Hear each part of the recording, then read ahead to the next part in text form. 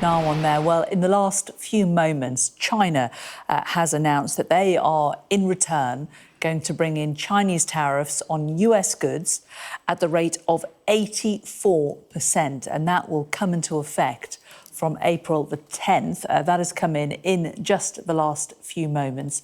It's come from the Chinese Finance Ministry. They've told the World Trade Organization that the US's decision to impose reciprocal tariffs on Beijing threatens to further destabilise global trade.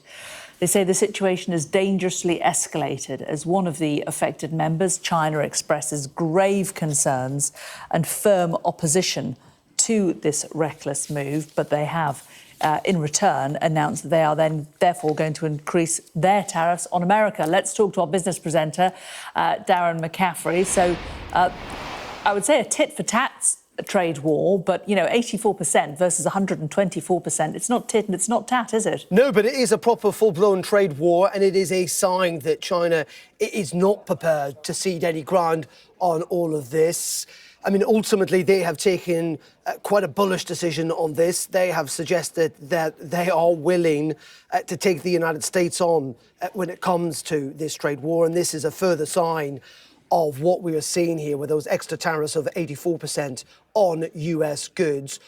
All I would say is it is what people have warned about, is that when you start a trade war, when both sides decide to take an entrenched position, trying to roll back from that becomes incredibly difficult, Jane. And that is what we're seeing here with China, who, unlike other countries, it must be said, most notably Britain, and to a lesser degree the European Union, who've been far more conciliatory towards the United States, and other large economies who've suggested that they do want to talk to Donald Trump to get rid of these tariffs, China has taken a very, very different approach. Now, they are both each other's biggest trading partners, so this does matter to the United States. Of course, China is the world's second largest economy. From China's point of view, what they will suggest is that of their GDP, actually the United States trade with the US only makes up 2% of their overall GDP. And to that degree, if you like, China says that they can deal with this, with these tariffs, with this trade war. But as I say, they have decided that they are not going to back down. And it'll be interesting to see what the reaction, of course, from the White House will be to this. But you can see a situation where essentially this spirals slightly out of control. So one of the reasons why China is in the position to basically exert dominance over the rest of the world is because now they've started to, and they kind of seen this coming a little ways away, so you got to give them a little bit of credit, but they've expanded and they've basically diversified, right? And when I mean diversified, the United States of America largely, and you can throw Europe in there a little bit too, but the United States of America basically built up the Chinese economy over decades, way back in the 80s, way back in the 90s, over in the 2000s. And so we've even done it to the point to where we've become a security risk because we don't make anything inside of the United States of America, while at the same time we sold off all American jobs to build up their economy because we started sourcing their labor, cheap labor, which allowed for them to build up their economy. And then they diversified by then going over into other places and making them trade partners also, while allowing for their middle class to then become a whole middle class, right? Back 30, 40 years ago, China was largely a wasteland. I mean, it wasn't a wasteland to the point to where it was a third world country, but they were overpopulated. They didn't really have any industry. And so they depended on the world and the United States of America, which is one of the reasons why we hold Clinton and the Bushes accountable and things like that. They depended on the world for cheap labor, which is the same thing that a lot of these other third world countries and subsidized economies are doing across the world. So what we did was we sold off American jobs in order to get cheap labor and boost profits into these corporations that never passed that savings over to the consumer.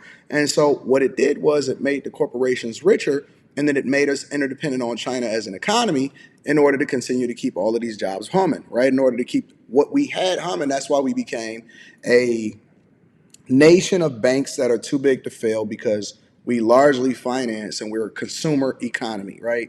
The reason why China, the reason why these places became big while at the same time getting rid of American jobs is because we are the biggest consumers in the world. It's crazy to even think about, right?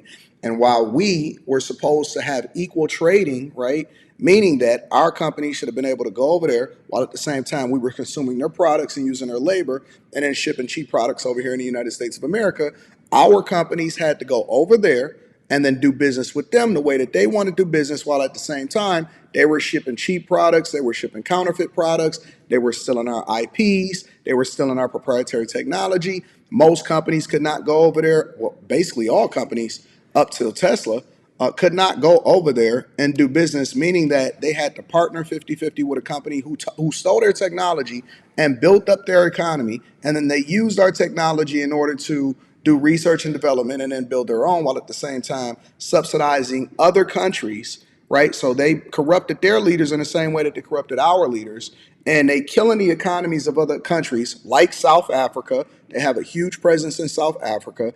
And so now what they're doing is they've hedged their bets to say, well, we control all of these other countries and we should be fine should a trade war go on. It's going to hurt us, but I'm not sure that we want to cede any territory over to the United States of America because we don't want them to become as dominant as they used to be and become a world power. And so now you see us having to buckle up for a trade war to fix the things that Democrats and Republicans should have fixed a long time ago. And that's why I was playing that video on the Millionaire Morning Show. Make sure y'all tune into the Millionaire Morning Show today because I'm going to break it down even more. I played that video on the Millionaire Morning Show of Nancy Pelosi back in 95, 96, saying the same things that Trump is saying today, but none of these Democrats and career politicians had the balls to do it because they knew it would have been political suicide. This is what you're seeing this trade war turn into. Darren, how might it affect us here in the UK?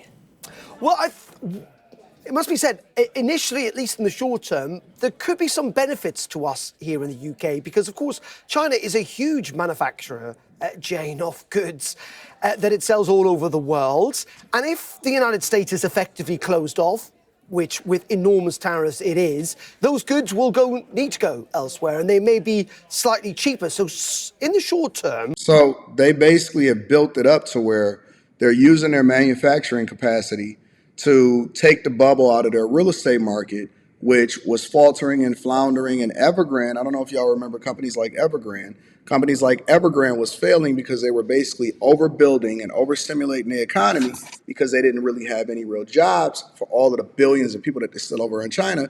And so they're using their excess manufacturing capacity to then send cheap products over to the rest of the world, which basically they're subsidizing them and they killing their economy too. What you could see is actually a lot of goods from China and indeed elsewhere coming into the UK marketplace that you and I may be able to buy at a slightly lower price. I think in the medium to long term, there will be concern about that, though, because clearly that has the possibility of undercutting manufacturers here in Britain, something that British business would not want because it could force them to cut prices, and that wouldn't be good either. So, which kills their jobs over in their countries. Yes, it will have an impact. Again, we're not directly involved in this, but ultimately... indirectly. The reverberations will be big for trade and, second of all, for global growth. And that's the other big concern for the Chancellor Rachel Reeves, is that this could lead to a recession globally. That will drag the UK down too. We're a very open, exposed economy, if you like. And that is not good news for the government, a government that says that it is predicated on bringing about economic growth.